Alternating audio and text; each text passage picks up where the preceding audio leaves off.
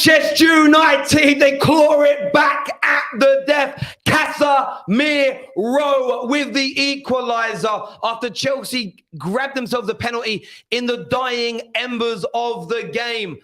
The last 6 minutes were probably the most exciting 6 minutes of the encounter, but this is Premier League football at its best. Chelsea won, Manchester United won, and a very even game in parts, all played in midfield. Both defenses did their jobs. A lack of attacking quality at time, and I'm sure we're going to delve into all of it. But Chelsea, not able to hold on at the end, bottling it. They had it gifted to them by Scott McTominay, and it fell between their fingers. Fell between their fingers in the dying moments. Chelsea fans, how do you feel? I want to hear from you right now. I want to get your comments in. I want to know about your match highlights. I want your reactions to this. I am joined in the studio right now by the brilliant Jessica Black and David. How are you both doing? I'm good. So great. I'm not going to lie. We should have won. We was there. We should have won. But whatever. We moved. But you wouldn't have deserved to win, we'll get right? onto that. But we were asked, but we should have won. Okay. Absolutely. We had a comment that came in the comment section saying that the quality was quite low in this.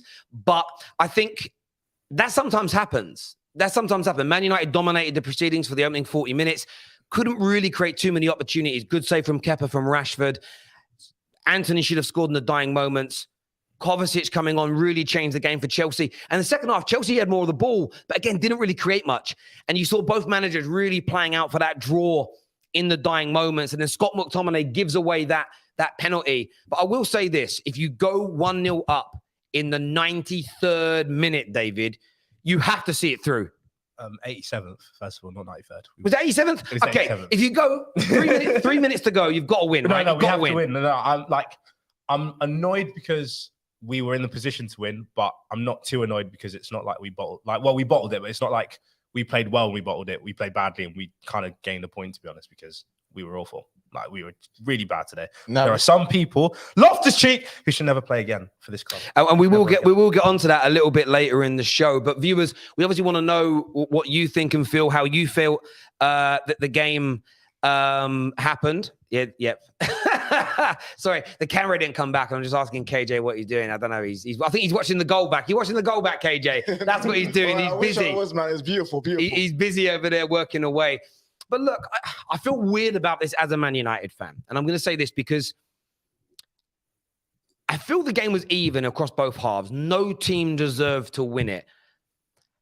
But I was gutted to lose that way. Scott, for me, 100% a penalty. You wrap both arms around the... I saw a tweet from Mark Goldbridge say, it's not a penalty. This happens 10 times a game. It may, but you take the risk every time you do it, and it's on you if it goes... It's on you if it goes wrong. People drive and use their mobile phones all the time. But if you get caught, you get caught. It's as simple and as straightforward as that. You can't do it.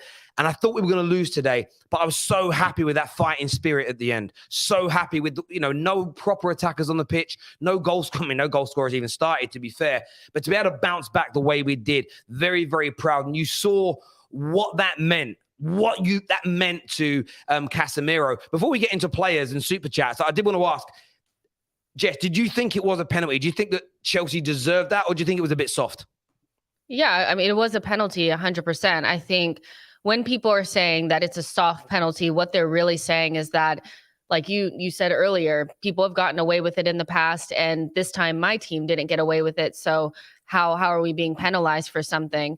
And we do see that quite often where there are players in the box, and obviously there's people kind of grappling for positions and stuff like that. But once you put your arms around a player and sling them down, that's a foul, every day of the week. And so, you just didn't get away with it this time. So for me, it's 100% a penalty.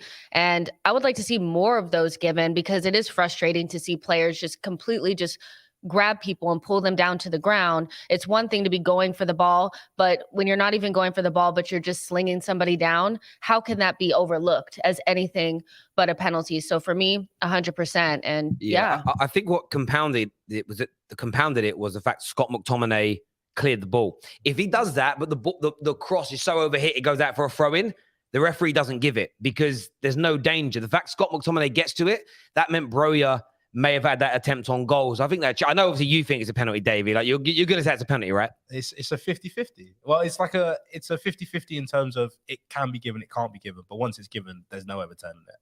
So yeah. No, I get that. And look, I mean, most people are agreeing that it's a penalty. And I think Man United fans will definitely calm down about the decision. I did see a lot on the timeline saying it's soft. It's, as you said, though, Jess, it's soft means it's a penalty, but they're not always given. So yeah, for me, look, I've seen players get away with them, but 100% I get why the referee gave it. Terry. Man United fans trying to say that's not a pen. They're just clutching. They're clutching. Like, it was a pen. It was a pen. No, I get that it was. I'm going to do some super chats now to get people's instant reaction to this game. After watching today and recently, I'm convinced these two teams can knock Spurs out of the top 4. They play way better football, and over 35 games, better football typically equals better results. And what I'm intrigued to watch. I love this comment here from Anthony. I want to watch the game back.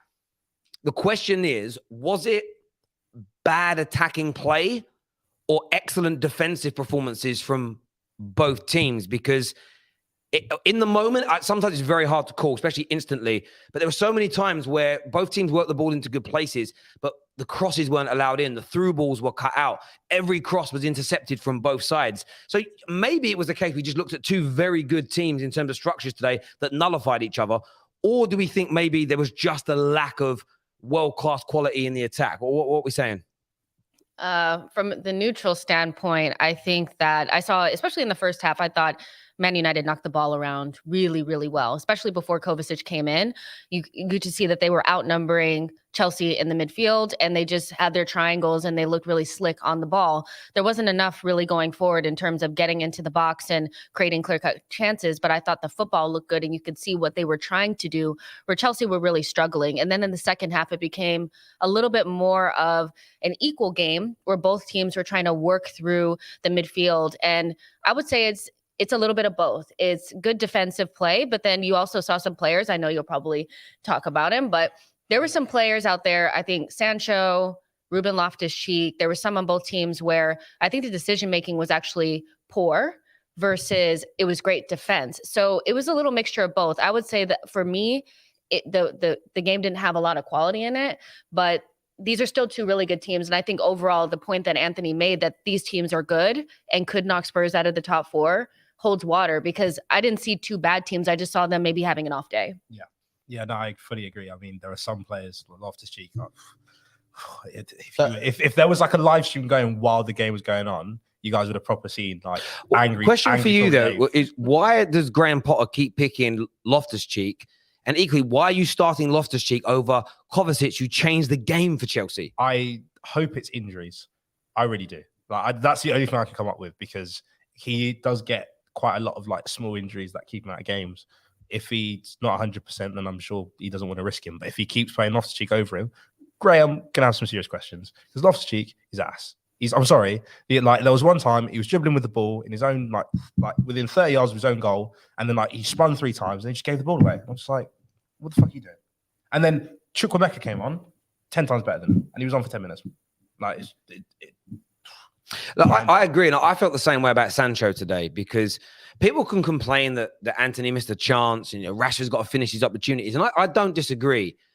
Sancho often gets a pass from Man United fans because he's technically very good, and when you're a technically very good player, there's always this element of, he passes the eye test, so I'm going to allow him a little bit. And for me, there were so many times today where he hesitated when he should have made the right run.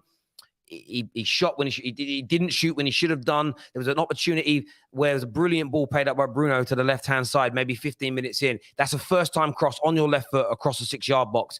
Doesn't come. Lots of hesitation. And he was squaring up against, I don't know how old Aspie is. I'm going to say 40, right? But an old defender. I'm obviously being a bit flippant, but a very old defender. And he didn't once try and take him on. And for me, when I'm watching Sancho, I've seen him have some brilliant performances this year. But it's these games, if Man United want to get back to the very peak of our powers, these are the games where players like Jadon Sancho have to take risks. So I don't want to see Rashford miss chances. I don't want to see Anthony miss chances. But I love the fact they take risks. It's why I'm never as angry at Bruno Fernandes as I am the sidewoods crab footballers, because at least he's trying to break a line. At least he's trying to create for the team. If everybody just took the safe option, had good pass completion, barely lost possession, you're never going to win bloody football matches. And that's what I saw from him today in Man United. He's the only one today that really let me down. I don't mind if you're trying to bring KJ wants to speak about Eriksen. Eriksen didn't have a good game, but he was trying to do the right thing. I can forgive that. You got to come off, but I can forgive it. I can't forgive a player who is taking the easy way out too often in games. Yeah, about Sancho, like I'm getting to a point where I'm like starting to ask questions like of him. Like before, I would be like, you know what? Yeah, first season, it's turmoil season as well. Like you had like Oli, Ronaldo, Ragnick, everything was just like for first season for any player, it would be off-putting. So okay, I get it. This season now, when you've had the preseason with a coach who everyone can agree he's got quality about him and can make a player better. You had a preseason with him. You looked good in preseason. You looked good in the start of the season, getting some goals, getting some assists. Where's that gone? I'm like, why have you switched off? And it's like Jadon Sancho, either one, spends too much time on social media, believes the hype, forgets that he needs to actually do things to be seen as a great player and just relaxes, or two, he watches social media, sees other players get cooked and is like, I don't want to be that guy. So I would just do things. He's taking the easy route out all the time. And I think Loftus-Cheek does it in your team. He doesn't play the balls that you expect him to because he doesn't want, and we're kind of responsible as fans. We cook players for not finding the man with the final ball. For me, the bigger problem is players that don't want to try and take the risk. That's like essentially having a striker that's one-on-one on goal that never shoots. That's what you got to remember. If you're a creator, they have to take the risk. Today, we saw KDB do brilliantly against Brighton, but I watched him give the ball away time and time again. Sometimes he played the ball for where he thought a player was overlapping and no one was there. But it's because he knows that's where the defender should be. It's not a bad pass from KDB. Fans have got to put more pressure on their players to take the risks and not play it safe because it's killing the game. Can I ask David a quick question about Sancho? Because you watched him at Dortmund. What's the difference between Sancho now and Sancho at Dortmund? I think it's a bit of one, he doesn't have much time on the ball because the Bundesliga is very back and forth. Like you get loads of time with possession. And also I just think like he's got to be more physical more often. And I think it just kind of puts him off doing what he does best, which is sizing up on someone and then beating a man. I think that's literally it. I think it's those two things, but he really has got to improve somehow, and he's got to be playing on the right. Don't put him on the left, put him on the right, please. I get you there. Viewers, you want your take on Loftus-Cheek and Jadon Sancho's performances today. Make sure you get your comments in. We've got more super chats here. This one says, BS 6 minutes of extra time, a 1-goal game. That'll all be because of Varane's injury. Varane's injury took at least 3 minutes to resolve. Plus, you had, 5? I haven't even counted. I'll count them. How many? 5, 6, 7 subs and a goal. Easily 6 minutes. Still, we crumbled at the end. Fair result. Feels like a defeat. Come on, you Blues. Reece, KK, Fofana, Kante out. Poor performance, but still undefeated. Lots of improvements. And look, I still think there's lots to come from Chelsea. You know, we have to be fair that they've got a new manager with a new style. They've got new owners with a new regime they're building. That they are at the beginning process here. And the encouraging signs for Man United and Chelsea is they're at the beginning, but they're sitting 4th and 5th, not 8th, 9th, or 10th. So there is some positives there, no doubt. This super chat says, most drawed fixture in Premier League history ends in a draw. Annoying to lose points late, but we move. A lot of players getting injured before the World Cup. Yeah, look, this actually happens a lot. This just feels more protruded this year because it's in the middle of the season. But this happens loads in football. It's always going to happen, and it always does. Penalty was an absolute disgrace. Football is a contact sport, people. They're wrestling all the time, especially when that's a corner. Look great, Jess, is what Chike has got to say to you there. Thank you. This pissed me off because we're handing Tottenham top 4. Still a long way to go, though. I mean, you're still close. I mean, it's not over. Like, you should have beaten both Spurs and Man United. Yeah. I mean, I know. I get that. Well, again, not in terms of performance. I'm saying position we were in with 2 minutes to go. Yeah, we should have beaten both of them. Fair enough. Yeah, true, that makes sense. That makes sense. Almost got a glorious scummy 3 points, but football gods strike again. We are a midfield away from truly challenging. Won't blame attack this game. Not good enough service. Chalobah, man of the match for me, played great. KJ's fallen asleep again. Oh, I'm so sorry. Javon's job's hard, isn't it? It's hard. You know what it is, yeah. Man's reading it as well to make sure you're reading it right. That's cool. I love seeing both teams drop points. Excellent. Yeah, listen, for Arsenal, I don't really think you're looking at United at all as rivals this year on the field of play. But yeah, definitely a good result for everyone around them. And even Liverpool chasing them down, it's a good result after getting embarrassed today by Forest. When are people going to speak about how poor Chelsea have been playing? We only had 6 shots at home today and we're outplayed against Villa. Results have papered over cracks. Jess, you tweeted in the game, you can't see much Potter ball. I didn't. You did tweet that. Yeah, I did. I did tweet that, and I didn't see a lot of Potter ball. I thought the best Chelsea have really looked under Potter so far has been in Europe. I think against Villa, Kepa made some really good saves. Against Brentford, watching that game here in the studio, I thought Brentford really could have walked away with all 3 points in that match, in my opinion. And so, no, I'm not seeing a lot of it, but it's early days. And I think that's why everybody just has to be a little bit more patient.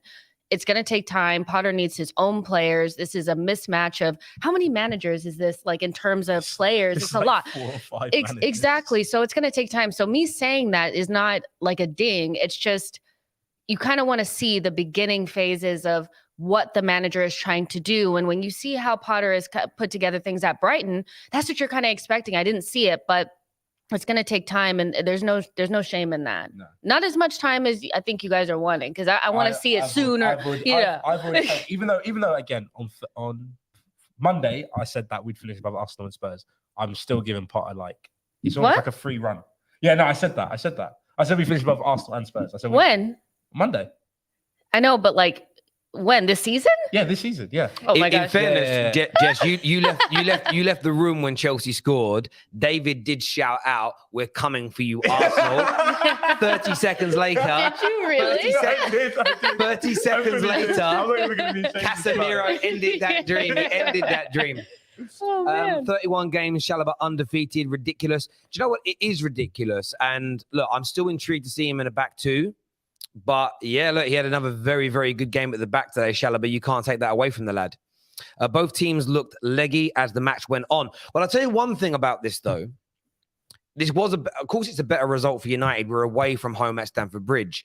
But we played our full we played Spurs and Chelsea back to back and walk away with 4 points. Chelsea played Brentford and then Man United at home and walk away with 2. It's been we both look leggy because they're in 2 games. But remember, Chelsea rested their stars for tonight. So for me, as a United fan, look, I would have loved to have won. There's elements I'm not happy with, but I'll take it. It's away at Chelsea. And in the top 6 race, what I say before the beginning of every season, win them all at home, draw away, I'm happy. Anything more than that, then I'm ecstatic. You can clearly see better football under Ten Hag. Casemiro and Martinez were great. United need a clinical striker ASAP. Hope Varane's okay. Varane out. Varane will be absolutely out. You could tell by he knows his own body. He felt it. He'll be gone now until after the World Cup. The football under Ten Hag is getting better. You're right about Casemiro and Martinez. Brilliant. More is needed though. You saw when Kovacic came in, Man United don't have midfielders that can carry the ball. We've got some good passers now, but you need a carrier to be able to break lines in a different way. So you have that variety to your play.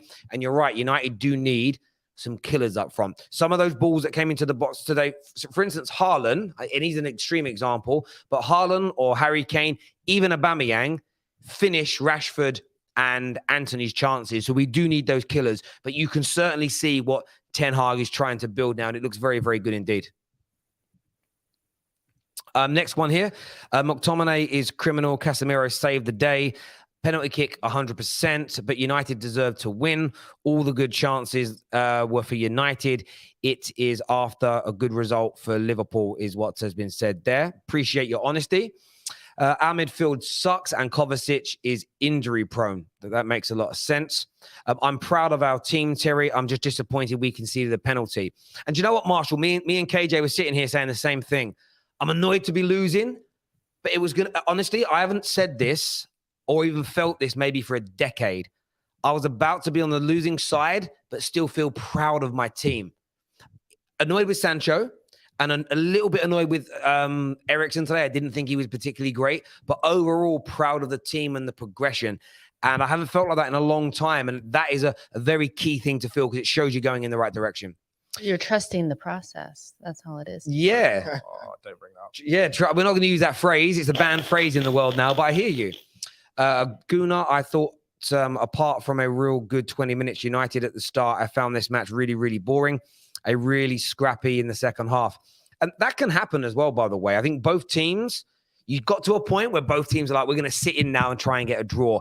I'm not a big fan of that approach, but it's what they did. But I would say for both managers, if you were to get both managers secretly in a room, not record the conversation and say, how many of your squad would you get rid of? I bet both would say about 50 to 60%. And I think when you look at the way City and Arsenal are performing, they've got the squads. You look at the top six. The best two teams are the ones whose squads have been built by their managers and they're actually happy with them. City and Arsenal. I've said that. Super Chat here says, I just respect what Arteta is doing, David, instead of having some weird ass body language as in the previous streams. You, man, dusted today. You're getting called out by Abs, you know. I'll sit up. Yeah, sit up and stop slouching. We blew it. Now Newcastle can jump us. Poor subs is what Alienator said. They can, but again, Newcastle have got to go away to Chelsea. Sometimes you can't look at the league game by game. You have to look at who you've played. United just had back-to-back games against two top six opponents and walked away with 4 points. I honestly think if you gave these two fixtures at home to Tottenham and away to Chelsea to every top six team, probably barring City, most would say they'd be happy with 4 points. Yeah, it's a war. It's a marathon. You know what I mean? Like you can't win every battle. You gotta sometimes you gotta take what you can get now and then move on forward. So this is good. Everyone needs to relax for Man United fans. It's a good point at the end of the day. Absolutely right. Context here says Contest Loftus-Cheek was flanked by the two slowest on the pitch, Jorginho and Aspi, and needed cover for both. Did a great job for the team, David. That's at you, I reckon. He was awful. He's bad. If he's still here next year, I don't know what I'll do. He's got to go. I want him gone in January. If we can get rid of in January, he should go. He's awful. He's bad. Simple. Joshua here says, happy we got a point. Disappointed we didn't get all three because we're clearly the better team. Erik ten Hag made Mr. Potter change his team within 30 minutes. Also, the pen, in honesty, I've seen them let them go. Listen, you are right. We have seen them let go, so that's the claim. However, that doesn't mean it isn't a foul. And like I said, when you take those risks, you get caught. David, this Ruben Loftus-Cheek agenda is ridiculous. J5 was the reason we were so bad first half with his non-existent marking, terrible defending, and it's every game. Ten Hag took over the hardest job in the world, taking over a team with a PE teacher who took Man United 10 years back by creating a toxic favoritism, and 11 games in, he's doing wonders implementing his blueprint. I agree with the end part 100%. Your take is your take, and I respect it. We are now starting to see the burning embers of what Ten Hag's trying to build, but do not get carried away. Do not take your foot off the Glazers' necks. Invest. Still get better people in that boardroom if you can. Keep the standards high. Back him in the Ronaldo situation. As Fergie said in his autobiography in 2013, if a Man United player thinks they're bigger than Manchester United or bigger than the manager, they must go. And be very careful to focus on the context. Bigger than the Man United manager. Whoever the player is, whoever the manager is, you back the manager, you back the culture, you back the structure of the football club over any player if you love Manchester United. It's the little things that cost us. Aspi just didn't have the killer touch to control the ball, especially from long balls. Clear quality difference is what Blaze says there. Our future is good under Ten Hag. Need a proper number 9. Ten Hag agrees. He tried to buy 2. Is the keeper not part of the team? I mean, both keepers did minimal work. I don't know why we would be talking about them today. Yeah, I mean, they definitely are. They definitely are. And Kepa almost made a save at the end. Arsenal fan here, glad we played United when we did. I mean, we lost anyway. He did lose.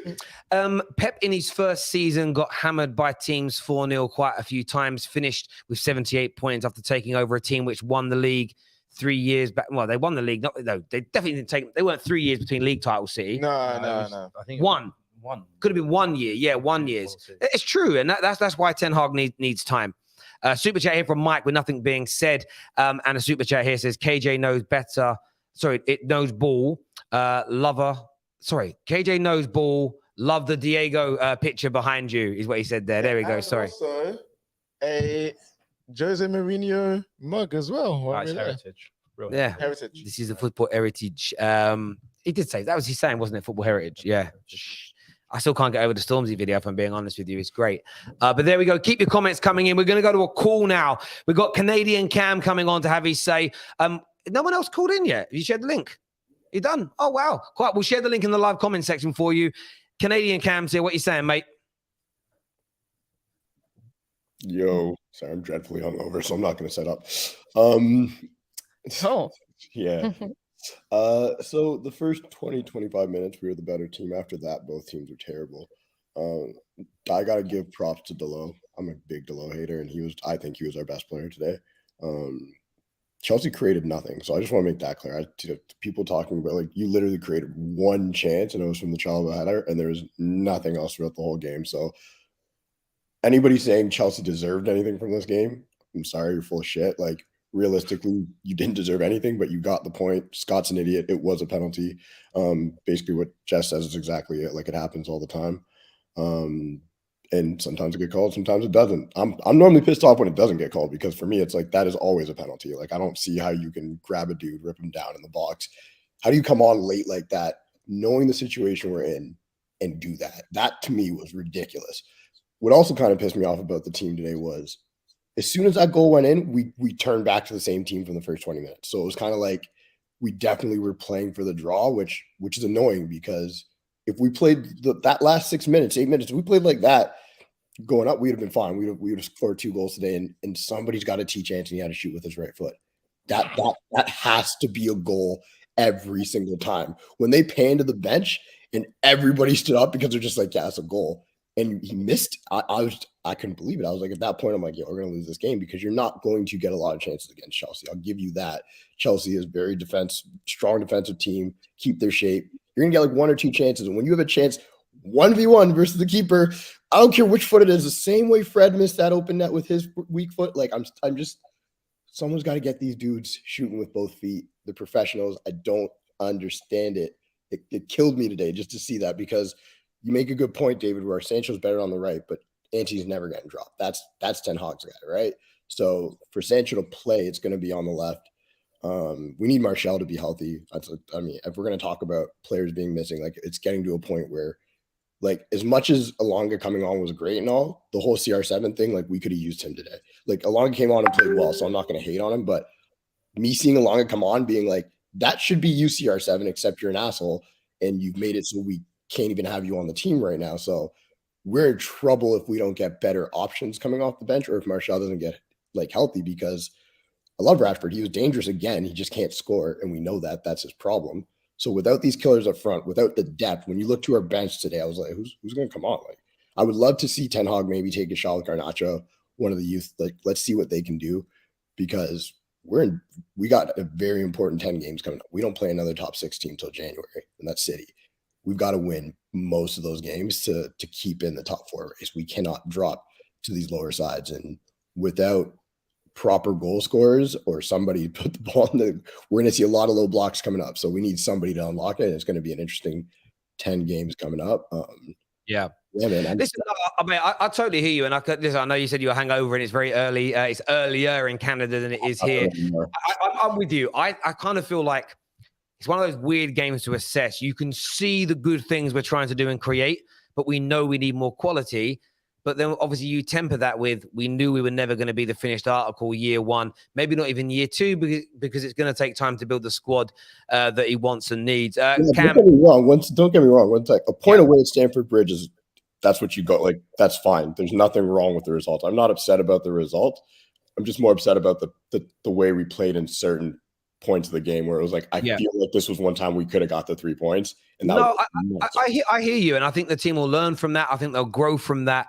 It was, as I've already said, it was one of those weird ones for me where I felt as though if we would have lost, I still wouldn't have been. I would have been upset to lose, but I wouldn't have been angry at the team. And I haven't felt that way after a defeat in a long, long time.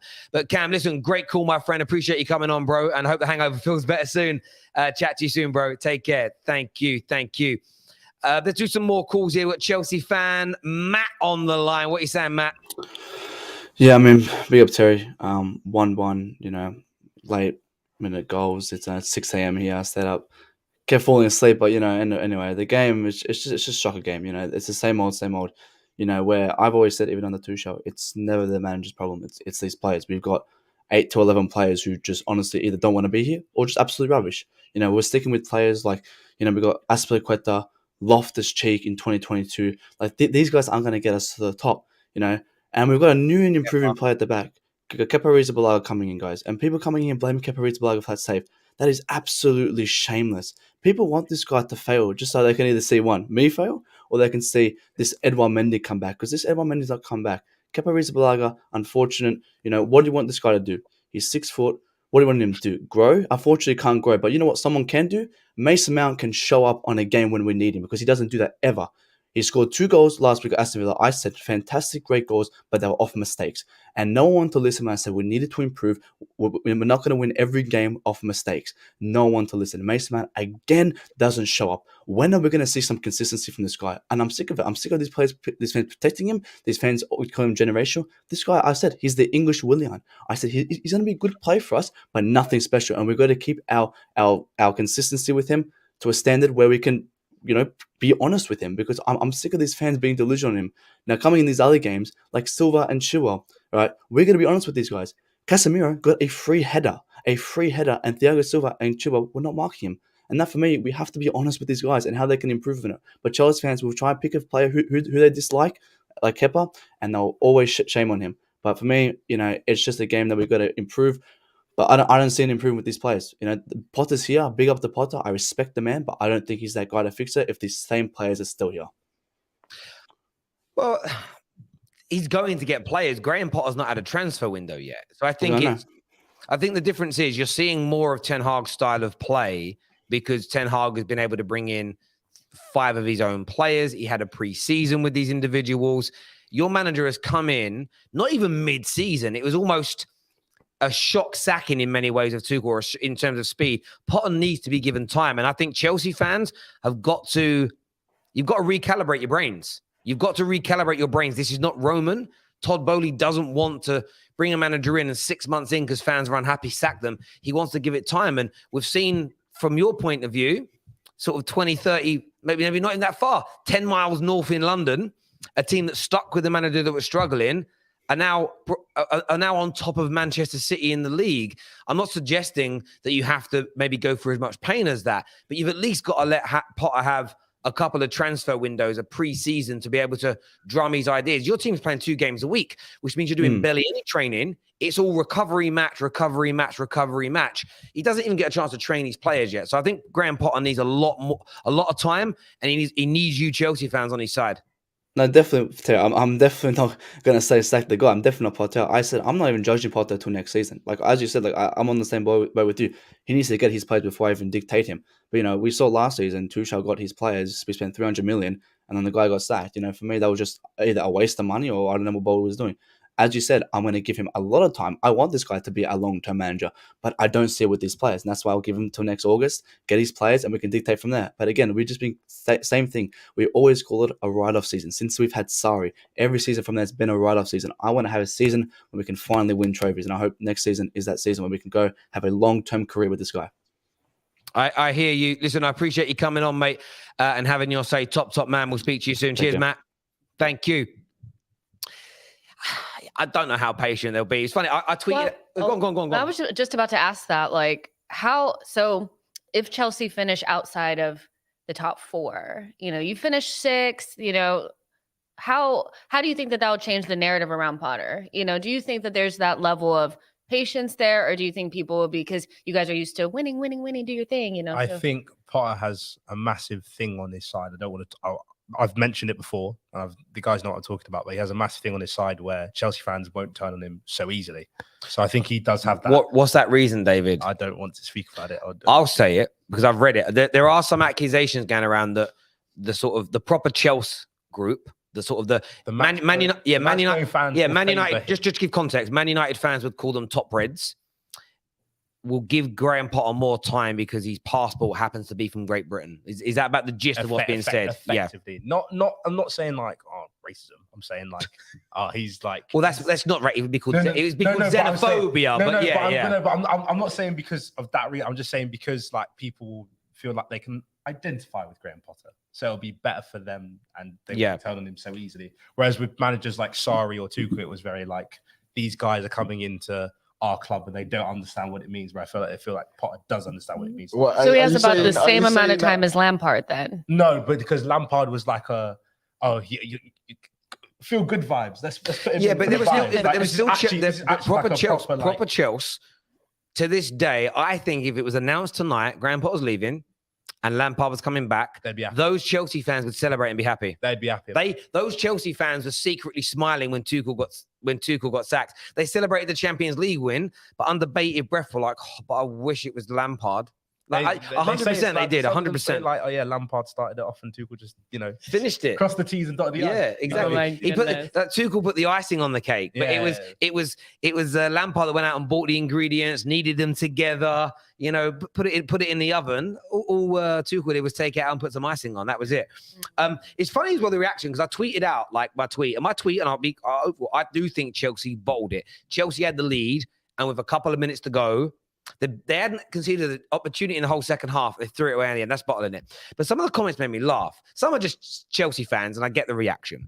But one here says, this game tells us, even Alex Batt, by the way, who works for Gimme Sport, who says, tells us both sides are bang, bang average and lucky that Liverpool are off the pace. Such a poor quality game. I don't know, are Man United and Chelsea bang average? Not average. It's not average. You got the thing about top 4 is that you don't actually have to be that great to finish 4th. No. The 4th place team is usually not average. They kind of fumble across the line, and I think both teams have the ability to maybe do that. And but there is an element of Liverpool not being so good is a factor. And it kind of takes the pressure off those teams as well. Exactly. So if Liverpool won today and had gone 1 point behind Man United, I feel like it would have put more onus on Man United to perform well today. But because Liverpool have been so bad, and it's like, they're still 4 points away from us anyway. Even if we lose our next game, they're still going to be behind us. Yeah, it's not bang average. I think that's really harsh. I think it was an average game played by two teams that can play a lot better than that. Yeah, I hate this whole. Well, if this team was on form, because they're not. You know what I mean? They are not. So we, as Man United, we are people as Chelsea, they just need to get the results to get them there. You don't care what people are doing. You're a fan. I would love for Man City, Arsenal, Chelsea, Spurs, and Liverpool all to drop down into the relegation zone and we win the league. I don't care that they've done that. I just care about Manchester United playing well. So people doing this whole, if Liverpool were there, they're not there. So just accept it. And I think as well that I'm just talking Man United here. Chelsea fans can have their opinion on themselves. The second half showed Man United how much we need to improve the squad depth and improve this team. But the only element of that conversation that annoys me is, and this isn't an I told you so, I don't like doing that, but all summer on every Man United transfer video, and there was a lot, I said Man United fans have got to, someone in the Man United fan base indoctrinated Man United fans into believing that we were going to fix our problems this summer. It's going to take 2 to 3 summers to build the squad the way he wants it. So even this time next year, we'll have a better squad, but a couple of injuries in, and you'll still see those same problems. It takes time because we're not going from we're not going from one manager to the other who have a similar style, who want the same profile of player in their squads. Ole Gunnar Solskjaer and Erik ten Hag are so different, they're chalk and cheese. So it's going to take time, which is why I don't like the idea of rebuilds at the beginning phase, because it means you're starting all over again. The only way you could not complain about this is if a manager came in who stylistically was like Ollie, but just bloody better than him at doing it. So it's going to take time. So Man United fans, I've seen a few tweets, oh, we need better players so badly. Well, fuck yeah. I mean, we all knew that before the season kicked off. Like, we bought 5-6 players. We need about 10 to 15. But whoever thought we were going to do that in one summer, it's crazy to me to even tweet it. It's like, yes, bro, we know that if you don't breathe, you die. It's just one of them standard things for me, but maybe that's just me. We're going to have a caller coming on now. Monstar is joining us. Long time no see, brother. Give us your thoughts, mate. Well, I mean, listen, the last time I was here, I said it's all going to go to shit. And obviously, you remember how they reacted. Obviously, during that period, Tuchel did get sacked. The warning was there. Listen, people don't listen. Today, right? People have now realized. Now Chelsea fans are attacking who? Sterling and Aubameyang. What did I say, Terry, the last time I came on it? I said, if Sterling or Aubameyang, who we know are proven good attackers, proven goal scorers, great players, if they come to this team and they turn to shit, who are we going to blame then? Who are we going to blame? Who are we going to blame? Because you can't tell me the attackers are shit. Now, we know the defenders aren't shit. There's only one, there's one factor in this team that is bottlenecking our team. It's the midfield. I've been telling these guys, sorry.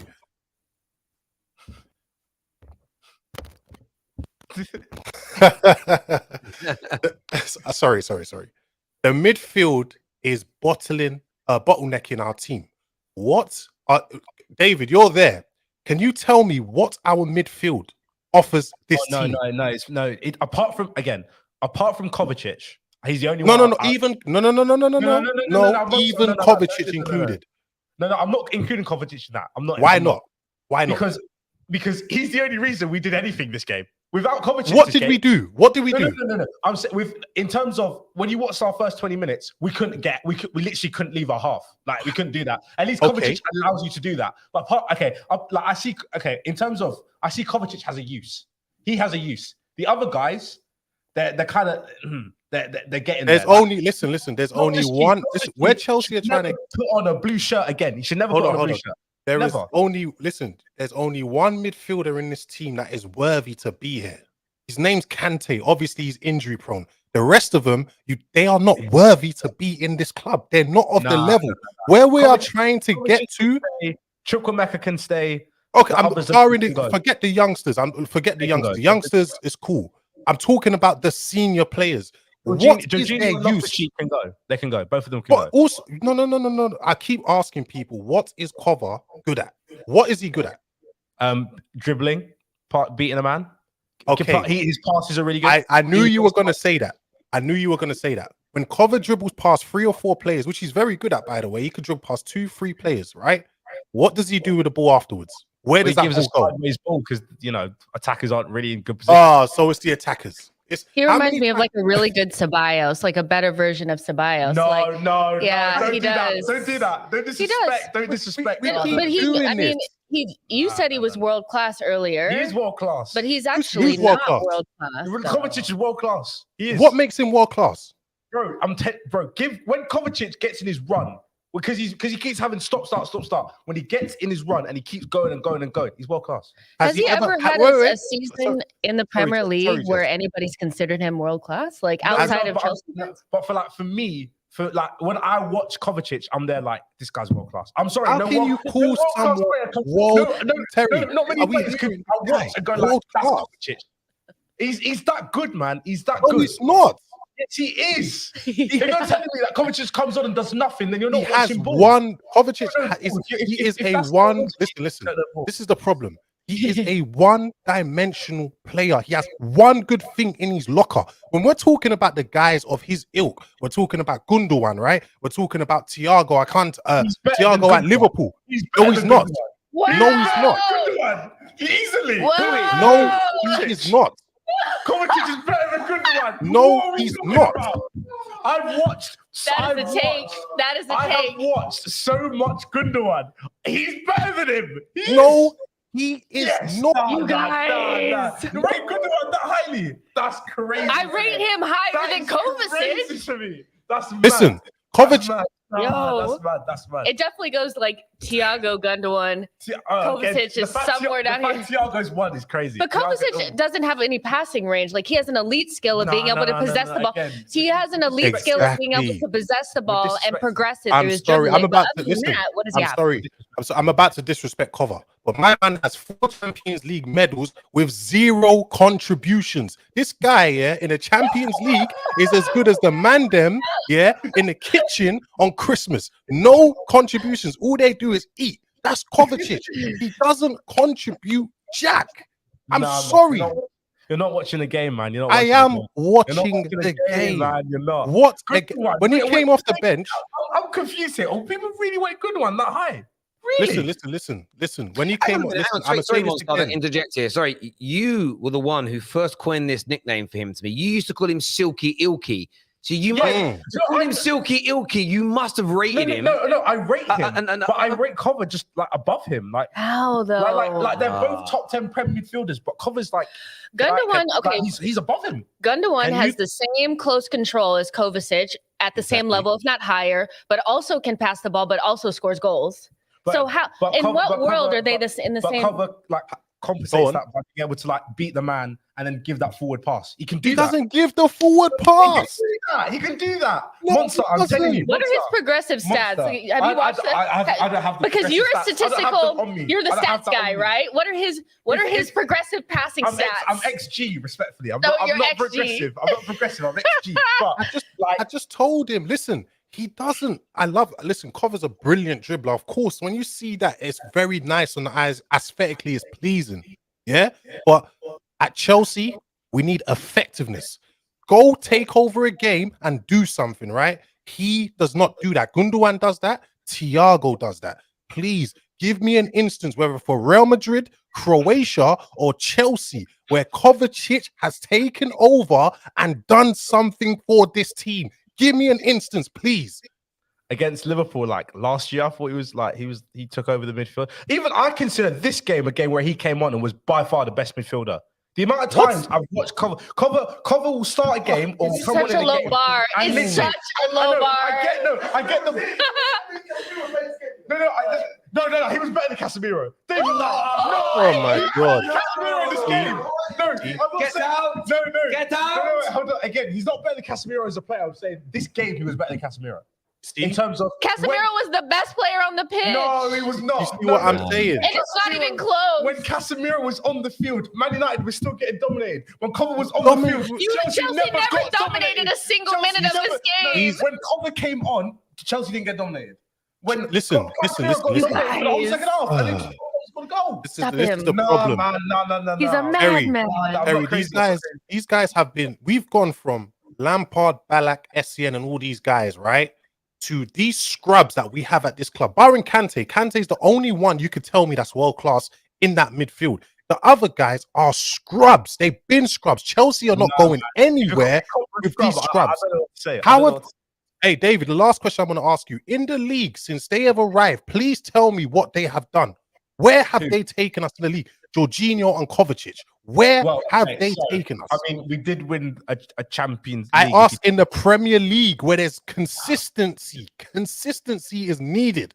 Where have they taken us? Last year, Cover was pretty consistent. Jorginho For hasn't 3 games. For been. Not for 3 3 games. games. You're disrespecting, man. It was You're 3 disrespecting. games It at the was not beginning of the 3 season. It was 3 not games. 3 games. It was not 3 games. No way. 3 games. Nah, not 3 games. Never. Come on. Does This is what I'm saying. Zakaria, is he there? Does he exist? He's just vibes on the bench, man. He's vibes Oh on my the bench. gosh. He's That's vibes. so No, I get that. Listen, Monster break, great call, and you did call this, mate. You absolutely called this spot on. Good to hear from you again, buddy. And make sure reach out to KJ, get yourself on again soon, mate. Always a pleasure to speak. Peace, people. Top man, take care, mate. Thank you. I'm about to tweet Sank as well because I was sitting there listening to you guys talking midfielders, and something popped into my head. I'm going to tweet this now. I'm going to read you the tweet, and it's a statement on the show. This is the tweet when Face ID works. Do you remember when Casemiro had to prove his ability to Premier League pundits? And it's a big thing for me because every Premier League pundit we came across, Sky Sports pundit, Talk Sport pundit, forget rivals. Rivals are meant to be salty and play down your signings. They were talking about, is he really that good? Was he carried by Modric and who's the other guy? Toni Kroos.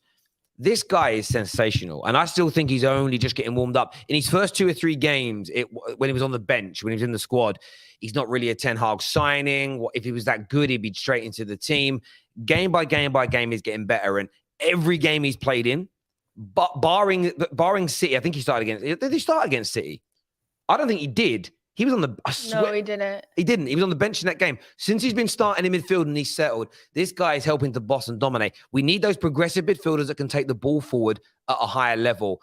But it shows how important he was to those 5 Champions Leagues and those league titles that Real Madrid team won, because he is an absolute colossus. And I just thought I'd remind everybody that Premier League pundits across this country were questioning his CV, his credentials, his achievements, making out like he was some average midfield player who wasn't worth the transfer fee and wasn't worth the wages. He's been an absolute sensational, one of the signings of the summer without a shadow of a doubt. I just thought I'd remind people that Premier League pundits questioned his CV.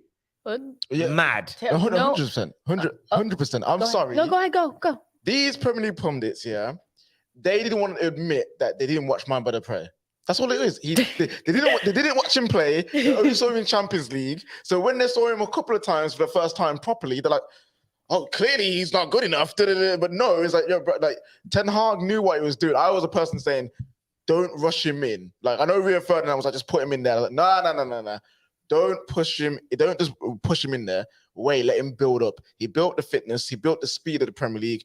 And now we have got a world-class DM, bro. Something we've been waiting for a long time. The one thing I think, I don't think the Premier League is overrated, but where I do think it's overrated is when we start talking about world-class players coming over to play in this league. They don't need to adapt. They don't need time or any of that. And Casemiro needed a little bit of time because he came in the summer and he maybe have missed some of the preseason, but he's like, there's no way he was going to come here and just be like some old man that couldn't run in this league. This guy is a proven winner. And that's the difference. You can't question him as a player. You just can't. Like the CV is there and he looks so good. Like, I mean, I never really doubted it. I thought that I had that one moment where I was kind of like, is it a Ten Hag signing? Because I do think Manchester United were looking at him prior to Ten Hag even being there.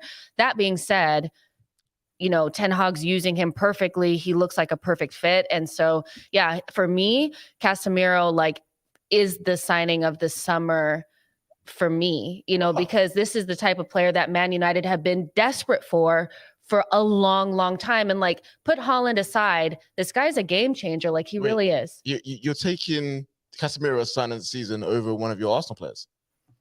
Yeah, I was for me, I did a whole video on this. I rate him so highly, as a DM, as a player. I think he's criminally underrated because of the midfield that he played with. And I thought it was disrespectful that somebody at 31 years old is somehow going to be like an old man walking with a stick. He is not, he's in cruise control and he's bossing midfields.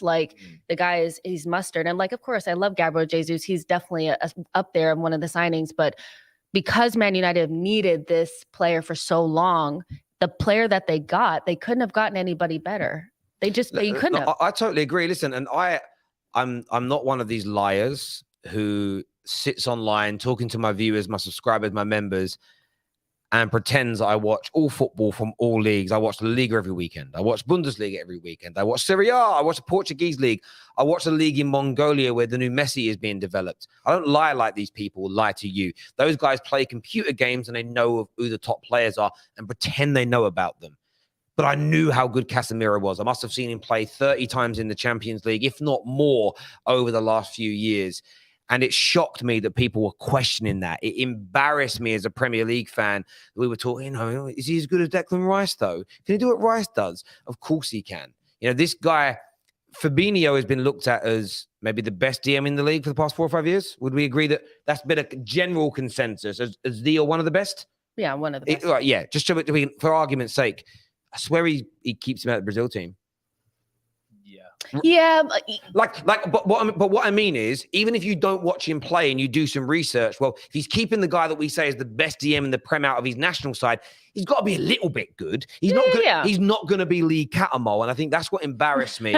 And then I even saw United fans after those first 3 or 4 games. Why isn't he playing? Why is Scott McTominay in? Just let him. I don't think he needed time to settle in England. I think he needed time to maybe get up to fitness, maybe understand what the manager wanted from him. And as soon as he got to that point, there just haven't been any issues. Yeah, he's some stray passes, but no player has 100% pass completion. It's a nonsense unless they're playing easy, simple passes all the time. And I've been so impressed with him. And again, I still put Lisandro Martinez as the best signing of the summer across all clubs because he's just been sensational. Even Haaland. Okay, let's do this again. Let me rephrase it. Haaland is an alien. Okay. We take him out. Like when you discuss world-class players, you don't talk about Messi and Ronaldo because they win all the time. You know, barring Haaland, I think he has, but Casemiro is there or thereabouts. I think he's been He hasn't even gotten started, y'all. Yeah. No doubt about that at all. We're going to go to another caller here. We're going to speak to Prime. Prime's a Chelsea fan. What are you saying, mate? Hi. Sorry, I think I'll be writing this quickly. Yeah, tactical game from both sides, but boring. These games with United over the past few seasons has just kind of been boring, drab, 0-0s or 1-1s. We should have clung on near the end to win it, but this is the same thing that's been happening all season. We saw when we played Spurs. And Chelsea fans wanted to argue over stupid VAR decisions as opposed to speak about the fact of we didn't win the game because the equalizing goal was us defending a set piece. Against Leeds, again, not defending a set piece. Tonight or this evening, we drew because we couldn't defend a set piece. It's just frustrating because it's just stupid points dropped. But I guess the draw is deserved from both sides. Yeah, I think a draw. I think you're right there. It is deserved from both sides. There's no doubt about that at all. I don't think if we'd have nicked it like you nearly did, it's interesting. I mean, I've been called out for saying that Chelsea bottled it. I do stand by that. I think when you're a top 6 team at home and you're winning with 3 minutes to go, you see the game out. Like if any of us do it, it's bottled. But I know David was saying in the game, and I stand challenging it. I still think there's been a big improvement so far under Graham Potter. Today was a big acid test, and I think Man United, for the large part, Man United and Chelsea nullified each other. There was a handful of players that had bad performances, but outside of that, we all stopped everything each other did. You guys put a brilliant ball into the box in the opening 10 minutes. Varane cuts it out. Aubameyang's tapping home from a few yards out. There was a number of times where we got those blocks in. Same with yourselves. You stopped balls coming in or Kepa made saves. On another, if you guys were performing poorly, you wouldn't have done that. If we were defending like we were against Brighton and Brentford, you scored 2 or 3 goals today. So I think there are marked improvements. We're just not at the level of Arsenal. We're just not at the level of Man City. But I still think our clubs are better than everybody else outside of the top 6, barring Newcastle, that are a very good team this year. I think we're clear of everybody else. Any notion of Man United or Chelsea, for that matter, finishing sort of 7th, 8th, 9th, I can't see it right now. I think both teams are too good for that. That should be a given though. Like people saying we're going to finish that low, that's like I don't know if it's stupidity or just people trying to force banter. But it should be a given to say that Chelsea, United, etc. should finish at least 6th in the league. Like that, just based on the quality. It should be a given. If you look, it should be a given, Prime. But in the last 5-6 years, how often have we seen teams in the top 6 drop outside it or scrape themselves in? It feels like it's happened quite a lot. So that's why I say that. Prime, though, great call, my friend. Thank you for coming on, mate, and having your say. I really appreciate it. Man United fan on next. Pav is here with us now. What are you saying, Pav? Long time no speak. How's it going, man? Yeah, I've been busy at work and stuff, but finally got to catch you on a live stream. I think we were good in the game. When I saw that Chelsea lineup, it didn't look threatening to me. They've got a lot of injuries. That back line didn't look that strong for them, and I knew that Sterling weren't going to do anything for them. He's been pretty quiet the whole season. But I was really pissed off when we conceded that penalty. After what we'd done in that game, like the back four, obviously keeping everyone quiet, and for McTominay to come on and give away a penalty like that, it was 100% a penalty. You got two hands on him. The guy's falling down. He's going to fall down on purpose. And yeah, and I was pissed off. And then obviously Casemiro come up with a clutch goal. But honestly, I think other than like the league, I think we've been okay in the league. I still think that Ten Hag's underperforming with this team in Europe, but I'm not too angry with how we're performing, but I need to see better from the forward line, like Rashford, Antony, especially Sancho. That guy's been poor. He's had a couple of like good assists this like season, but he's really poor. And if he don't pick up, I'd be happy to let that guy go at the end of the season. I think it's time to like stop keeping players at this club who ain't gonna reach their like peak to what they're supposed to be. And there's a lot of these players who I think that need to be let go at the end of the season. And come January, I think we need to bring in at least two signings, like maybe a forward and a midfielder. But I feel a little bit sorry for Varane because he's been doing well, but every time he plays, I always think, I hope he doesn't pick up an injury this game. I hope he doesn't pick up an injury. Yeah. Like that's how I feel about the guy every time we play every week.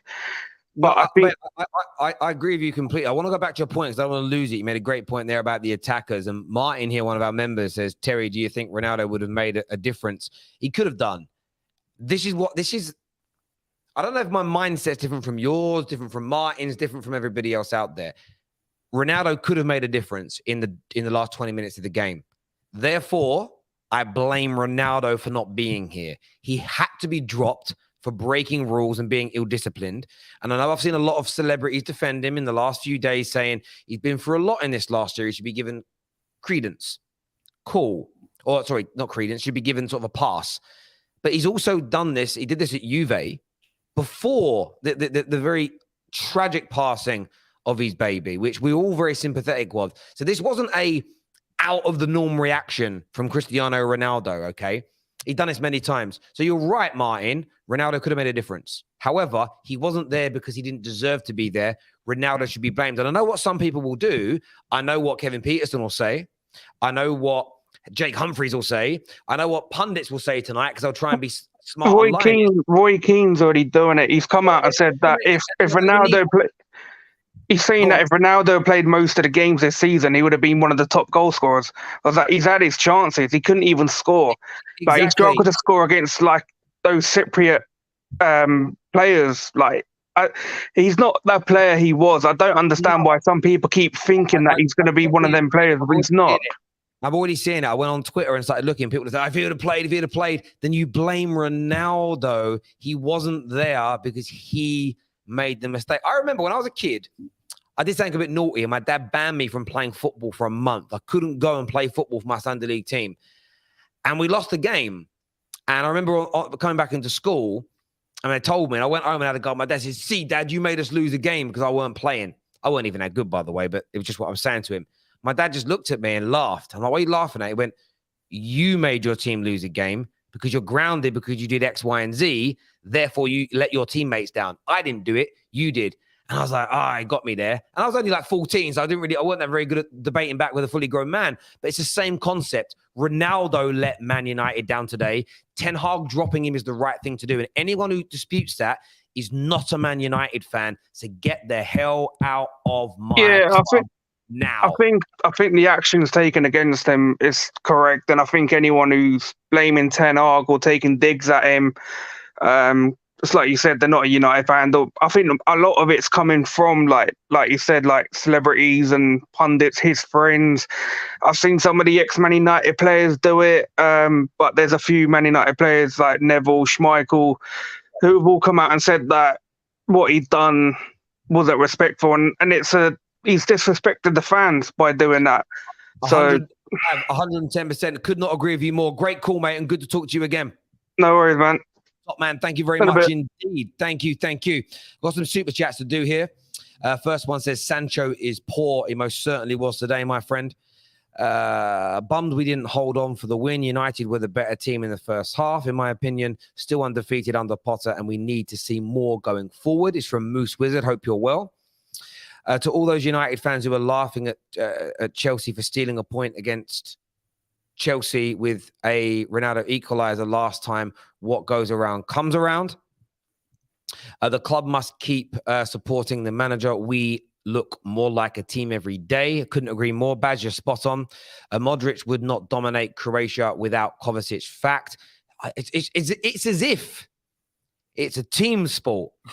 And that's not a dig at you. That's what I get annoyed about. Like, one player doesn't make the complete difference. It just doesn't. Every time I watch David, I think he's so delusional. Potter came out saying Kovacic is playing through a knee injury. That's obviously explains why he's not playing at the very least, which is good to know. United should go for Osimhen from Napoli. Too many unconverted chances, sorry. Neville and Roy Keane going at it on Sky Sports. So I'll check up on that later. But yeah, defending Ronaldo. Do you know what's crazy? Do you know why Roy Keane will defend Ronaldo, though? Because Roy Keane still stands by his position to speak out the way he did on MUTV, which got him kicked out of the football club. He was also the guy that got sent home from the Ireland national squad at the World Cup. I want to say it was in 1998. It could have been 2002. He got sent home for moaning about the training facilities and everything else. So, of course, and that's why Kevin Peterson, the England cricketer, is doing it, because he did things like Ronaldo did. The sports people, and I'm not saying they're bad sports people. By the way, Kevin Peterson's one of the greatest cricketers England's ever seen. Roy Keane, one of the best midfielders in Premier League history. But they kind of did things similar. They didn't do that exact action, but they've done insubordinate things and got in trouble. So, of course, they're defending him. It's as simple as that. When you look at this team, we really needed someone like him over a younger guy. It's the best fit right now. I agree. David, young fella, take a break from these takes. I will say this. I know you say, Terry, lower expectations, but let's be serious. United are in a top 4 race outside City and Arsenal. We've been the most consistent. Josh, I'm going to allow that conversation. We'll have that conversation later on in the week, I'm sure, but a lot of Man United fans are starting to believe. I'm worried about Varane. Our top 4 hopes could be gone with him if it's a serious injury. No, I agree, Mike. I mean, him and Martinez, best centre-back pairing this season in the league for me. If they're out, that could be big, bad news indeed. It really, really could. Listen, everyone that has tuned into the show today, a massive thank you to each and every single one of you. Do me a favor and smash the like button before you leave. Subscribe and click on the bell notification button. David, Jess, thank you very, very much for coming on and being here. I appreciate it. KJ over on the tech, doing his thing today. Really appreciate that as well. But until next time, take care. Goodbye. God bless. And remember, it's always